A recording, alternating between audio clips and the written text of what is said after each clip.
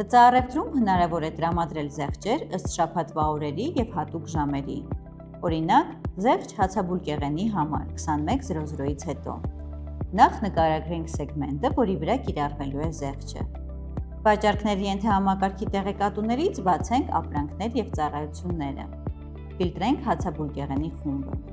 Նշենք և ավելացնել սեգմենտին հրամանով գցենք նախապես ստեղծված հացաբուլկեղեն զեղչ սեգմենտին։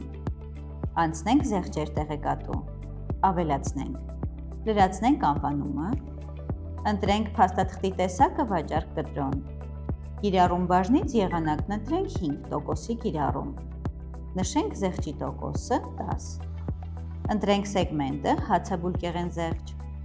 Պայմաններից տեսակը թողնենք միանվագ վաճառքի գումար։ Արժեքը նշենք 1։